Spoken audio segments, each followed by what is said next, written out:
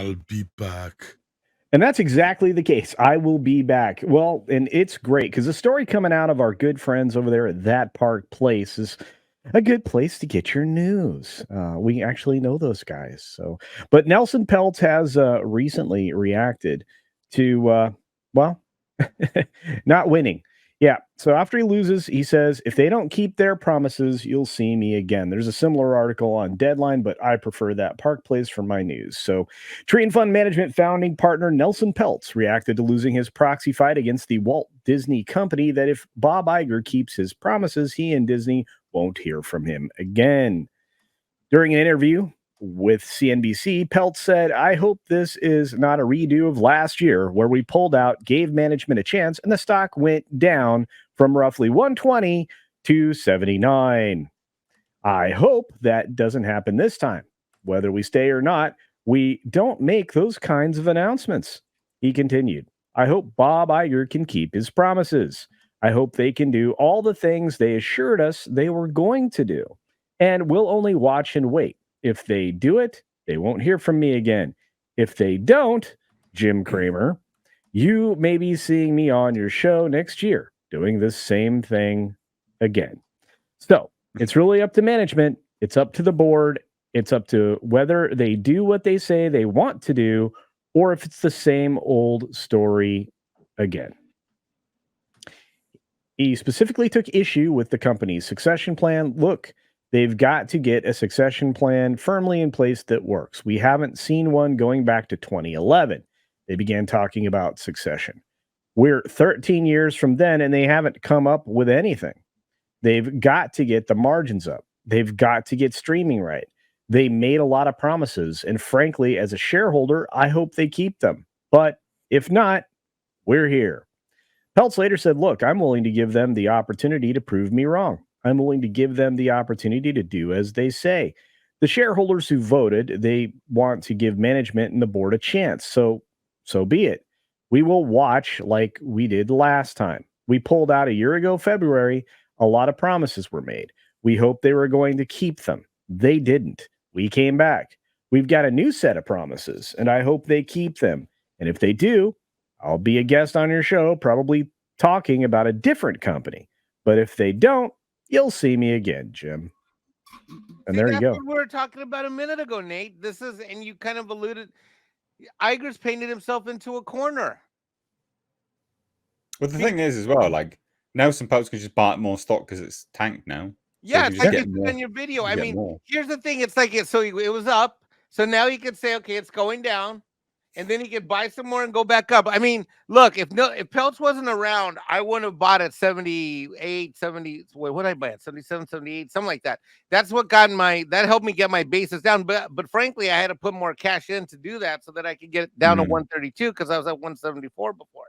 So, oh my God! Isn't there something in Sun Tzu, Nate? Something like your enemies get stronger, or something. I can't remember what that quote is. No, something like that. But yeah, this whole thing's insane. It's absolutely insane.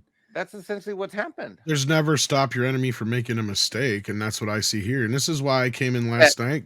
That's it. With the different attitude, because it's like Peltz is right here.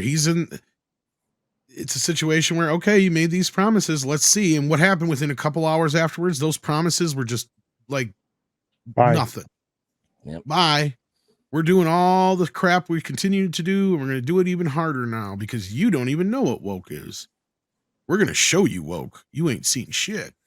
To me, the most tragic thing of all of this was the Fox purchase. That not only distracted the company Disney, but it ruined everything that we had at Fox. To me, the biggest thing I'm bummed out. Look, Star Wars, I said my goodbyes a long time ago. Star Trek, that too. But all the stuff at Fox, there's a lot of good stuff over there, and none of that's going anywhere or doing anything at all. Not outside of Alien and Apes, pretty much. Yeah. Well, I mean, we're getting this Romulus thing, but that's not because of Disney. That's almost in spite of the fact that it's at Disney, in my opinion. I mean, what would we have gotten had that transaction never happened?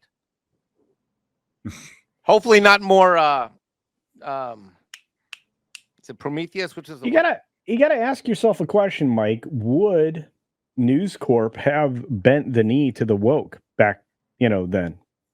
Because it seems like the minute they consolidated the majority of the News Corp holdings, the Fox stuff, into the reason that thing came off the board was when we started to see an intentional lean in by all these studios with all this stuff. Yeah. Yeah. I mean, the over under is, do we believe that the promises that were made are going to be kept by Disney and Iger or not? Because now we know the future. Because if we don't think that he is going to meet the promises, then we know that Peltz will be back for another round. Well, he's confirmed it now, hasn't he? He said he's going to. Yeah. But I mean, they're not. Peltz is not going to be happy with. The idea is to get a return on his investment. He's not getting one now. So, well, not just that, they have taken the Disney name, which used to be one of those stocks, and Mike, you'll be able to explain this better, when you're, in the investment groups where they figure these are one of those, what's the word they're called? So their portfolio, you put them in their portfolio because they're recurring dividend stocks. And what that means is that if you bought them for the longest time, you could be a Disney stockholder. That's why my mom was a Disney stockholder for so long. For the longest time, you could hold that stock and knew that you were going to get a reasonable to better than average return on the investment in two regards. Number one, the stock would not be volatile and they would gradually go up over time. And number two, there would be a dividend that would be paid out, and that dividend wouldn't be like maybe at the end of the year of God knows which year. It would be regular, like per quarter. And that happened like clockwork all the time. You put Disney in your portfolio because you were never going to lose on the value of the stock. It wasn't going to like crash and go backwards and experience volatility. So it wouldn't jack up your portfolio. And you knew that if you just left it there, dividends would recur every quarter of every year, and it would just grow. They're one of these top companies they used to tell you to invest in. Yeah, basically what I was getting at. Back in the day, as we used to refer to them. Yeah, and look, there are people who live on dividends. If you bought Disney, you don't do that anymore. And I think the thing is that what happened with Iger's transformation is that we went from a company. Let's go back to the flywheel. That was the original business model where Disney, because I got in this debate with somebody about Disney being a media company, and look, the flywheel was the idea. They would put out the animated series. They created a unique IP. It would create characters that would be reinforced in the parks, and merchandise would follow like that. However, with the Iger era, we have this complete and total transformation into it being this global media type of a concern, where they are now involved in studios and IPs that have nothing to do with their with their history. And they've been adjunct in, whether it's Star Wars or any of these others. And what they've done with them, which is princessify them, turn them into princess, oriented IPs, and gone after trying to be the big and the best streamer, trying to change that Netflix money. We now have a company without a soul of purpose. Every company, to be successful in the long term, must have at its core a purpose that's driven into its corporate DNA. Disney has objectively, literally bastardized its DNA. It's taken something that was once pure and it said, you know what? What if I take Mexican Iron Man, who's already Mexican, and why don't I just inject some Chihuahua DNA in him? And let's actually, I think Disney got face huggered is what happened. It's gone down again. You know that I could mathematically calculate how much money I've lost just on this live stream in the last hour. If I wanted it's gone down again. I gotta ask you a question, Mike. Where's my calculator? Where do you think this bottoms and levels? Well, at this point, look, I don't know. Hold on, let me do the math. I'm depressed right now. Hold on. You talk amongst yourselves, you guys. Hold on. I'm stressed now. Hold on. Okay. I think it'll go down to like low 90s, high 80s. Yeah, I think you're right. Look, when I calculated what this company should be at stock wise, I keep coming up with that $84 to $87 range at best. But if you remove some of the other items from it, it could easily fall down into the 70s. The P&E ratios are freaking. I've lost $1,334 in the last 35 minutes. Sorry, Mike. Sorry, Mike. All right. And that doesn't count the memberships I bought, because to me, that's an investment in this channel. I like That's it. the best money I've spent has been on these memberships right now. Should I start emptying out the extra room here, Mikey? No, the chateau is safe. But fortunately, I Okay. don't know as much as. Fortunately, I don't know much on this house. I'm kidding, of course, but yeah. No, it's not like that. But No, at I this know, I'm point, just to answer your joshing. question, Nate, at this point, or culture, I don't know who asked, I guess it's culture. At this point, I kind of hope it drops down to the 80s, because then I'll just buy more and bring my dollar average. No, God, I don't want to buy more of this shit. Yeah, Oh, God. I would not if I were You look at it this way, I'll buy it if I actually had the money, because I know at this point it's just going to keep getting lower and lower and lower and lower and lower. And by this time next year, Peltz is going to come back tenfold. Yeah. Right? Like this is it. This is Iger's last shot at this. He fucks this up. Peltz ain't going to sit around next time and just pussyfoot around. And I guarantee you there's going to come something about this leak to the press about the vote. Yeah, that's not just going to sit too.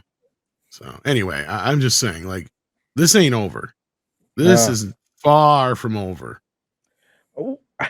I'm curious though, just how every time I look at these numbers, and I keep having to refresh because my ticker's dying, but I'm watching after hours trading. This is fun. And I'm like, okay, so this is going to go down under 116 before we get to in the next 2 hours.